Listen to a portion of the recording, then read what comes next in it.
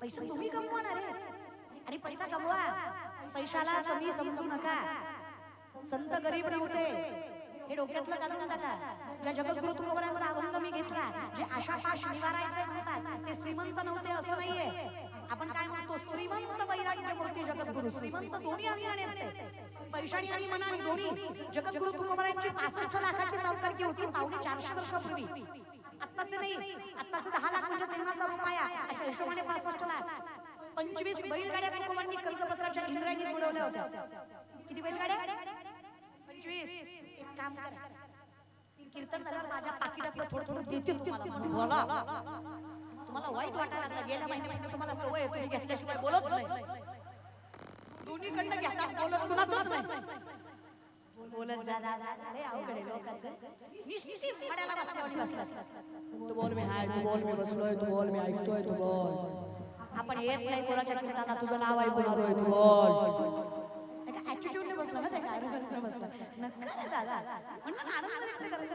आधी काय केलं तुमचं हे की नाही? मी तुम्हाला शास्त्रविद विचारत नाहीये, साध्या साध्या प्रश्नाची उत्तर विचारते. एवढी साधी साधीच द्या की. तुम्ही बोललात म्हणजे आम्हाला कीर्तन केल्यासारखं वाटतं. महाराज पटलं की आई वाजवायची, म्हटलं की बोलायचं. वो कैसा होता है ना साहब, बगीचे की खुशबू माली से होती है, कलाकार की दाद ताली से होती है, टाळी वाजवायची. एवढं करून सुद्धा काही काही धटकुले वाजवलीच.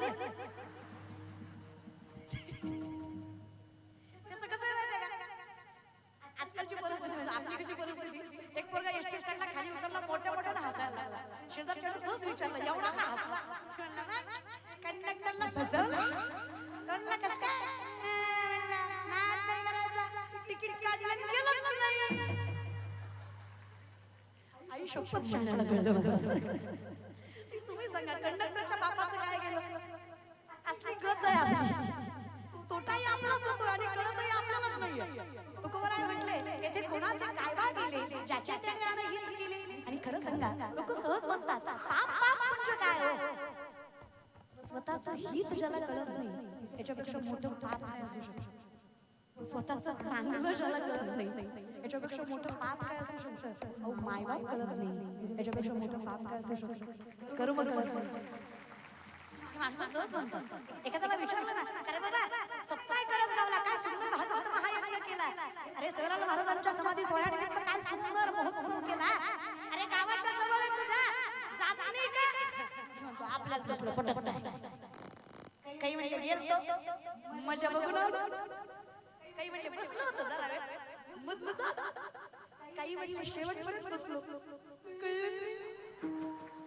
आपलंच बोलायचं आपल्याला सुधरत नव्हतं. चूक आपली नाही हो बाबा. आपले पाय कीर्तनाकडे वळत नाही, आपल्याला कीर्तन कळत नाही. कीर्तनासारख्या धर्म मंडपात आपलं मन सुखावत किंवा स्थिरावत नाही, यात आपला दोष नाही. माऊली म्हणतात, हेच पूर्वजन्मीचं पाप आहे जे सत्य कर्म तुम्हाला करू देत.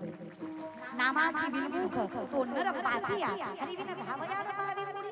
तुका म्हणे नाड पाप ठाके हिताड, आणि देव आवडायला भाग्य लागतं. सायंटिफिकली सुद्धा जर तुम्हाला एखाद्या गोष्टीची आवड आहे तर ती तुमच्या डीएनए मध्ये आहे. आणि खरं सांगू का, ज्या शिक्षणावर आपण आज एवढा माज करतो ना, हे शिक्षण संतांच्या हाताचा मळ आहे. Art, commerce, science, CBSE, SSC, BHMS, MBBS, PhD, agriculture, MPC, UPC, जे काही आपण आज करतो, जे काही स्टँडर्ड मधलं स्टँडर्ड शिक्षण आपण एज्युकेशन आज घेतोय, हे ज्ञानोबा तुकोबांसाठी फार क्षुल्लक गोष्ट. सोपं सांगते मी तुम्हाला. या बल्बचा शोध 100-125 वर्षापूर्वी कुठेतरी पाश्चिमात्य सायंटिस्टने लावला. तुम्हा आम्हाला सगळ्यालाच त्याचं नाव माहित आहे रे, पण कधी हा विचार केला का 750 वर्षापूर्वीचा काळ आहे. 16 वर्षाचे ज्ञानेश्वर माऊली ज्ञानेश्वरीमध्ये सांगतात, उदकाची आवेशे प्रगटले तेज लखलखीत दिसे, या विजू माझी असे सलील काही. उदक म्हणजे पाणी, आवेश म्हणजे प्रेशर, पाण्याच्या प्रेशरने वीज निर्मिती होते. हे 16 वर्षाच्या ज्ञानेश्वर माऊलींनी 750 वर्षापूर्वी ज्ञानेश्वरीमध्ये सांगितलं. It is science, it is spirituality, हीच तर आध्यात्मिकता आहे.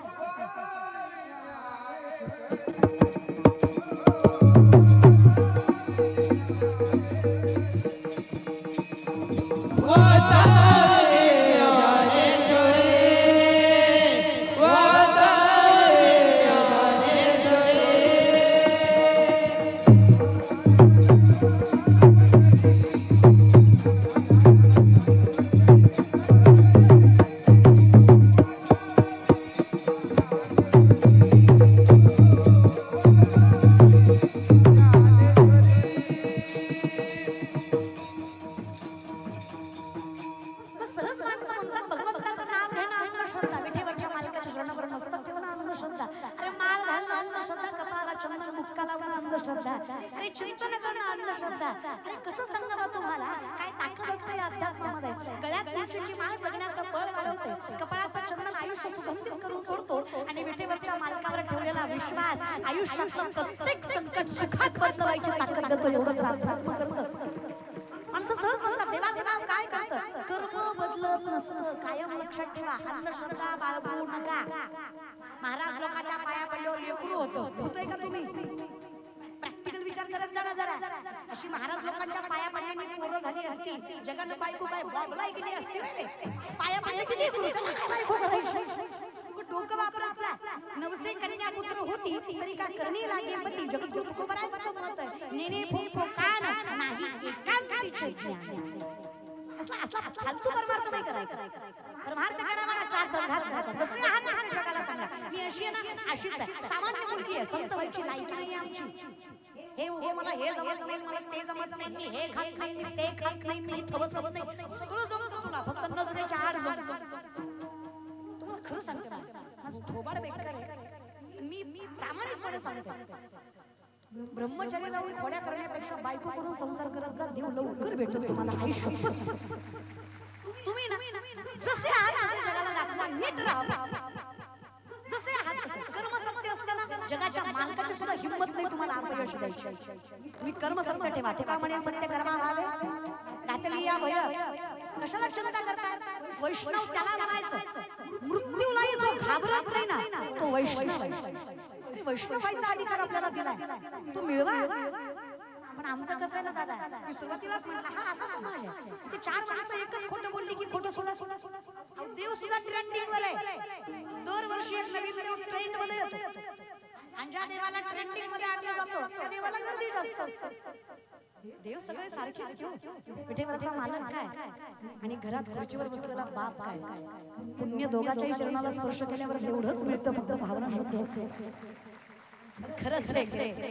ज्याला घरातला बाप कळला नाही त्याला पंढरीचा बाप कायच कळणार आहे. ज्याला घरातली माय कळली नाही त्याला पंढरीची माय काय कळणार आहे. आम्ही माणसं म्हणजे अदष्टपणाने संततानी कर्मानुबंधी कर्माला मानलेली माणसं. आमच्या आयुष्यात जो काही त्रास आहे, आयुष्यात सगळ्यात मोठा त्रास म्हणजे देह व्यतीत करणं.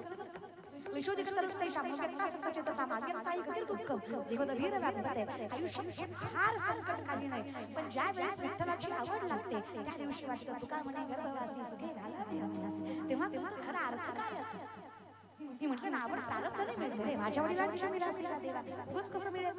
माऊली सांगतात मोठं की देहा मृत्यू म्हणते ही ज्ञानाची पहाट होते, सूर्यापुढे प्रगटे प्रकाश जायचा. न्यायशास्त्र सांगतं आत्मा हा निर्गुण निराकार. आत्म्याला कुठलं स्वरूप नाहीये, तसा परमात्मा ही निर्गुण निराकार. देवाला कुठलं रूप नाहीये. देव कधीच दिसत नाही. कीर्तनकार म्हणून सांगते देव दिसत नाही. बघायच्या भानगडीत पडायचा.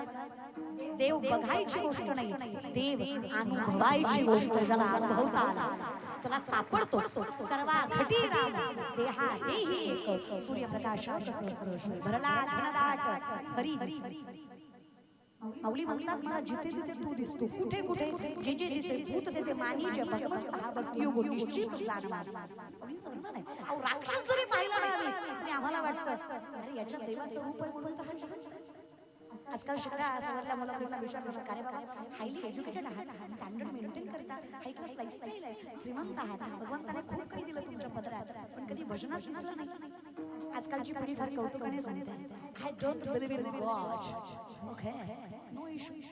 तुम्ही देवाला मानत नाही यात काही बावगा नाही, तो प्रारब्धाचा भाग आहे. पण वही म्हणून सांगते ज्या दिवशी देव तुम्हाला मानणार नाही, हे जग तुमचं अस्तित्व सुद्धा मान्य करणार नाही. हे सामर्थ्याने सांगितलं देव मानतोय म्हणून सांगते. मी जिवंत आहे याचं वृत्तिमंत उदाहरण आहे की देव आहे. अहम वैश्वानरो भूत्वा परिणाम देहमाश्रित प्राणापान समायुक्त पच्चमंचम चतुर्विधम. चालवणं बोलवणं सोड अर्जुना, सूक्ष्मता लक्षात घे. अन्न पचवणारा तुझा मीच आहे. तुझ्या जठरामध्ये अग्नी म्हणून जो वास करतो ना, तो मी जगदीश्वर, तो मी कृष्ण, तो मी राम, तो मी शिव, तो मी विश्वेश्वर. पंचमहाभूत मी आदिरानो मी सर्वात मी शेवट मी. मग माणसं म्हणतात नेमका विश्वास ठेवायचा तरी कुठल्या देवावर. अरे हेच तुम्हाला आजपर्यंत कळलं नाही. परमात्मा निर्गुण निराकार आहे. मग संत असो किंवा परमात्मा असो, जसं मी उभा आहे तुम्ही बसलाय, मी व्यासपीठावर आहे तुम्ही खाली आहे, भेद आहे की व्यवस्था आहे. व्यवस्था हे मॅनेजमेंट आहे. तुम्हाला मी दिसावं, मला तुम्ही दिसावं म्हणून केलेली ही व्यवस्था आहे. अगदी तसंच परमात्म्याने जेवढे काही अवतार घेतले हे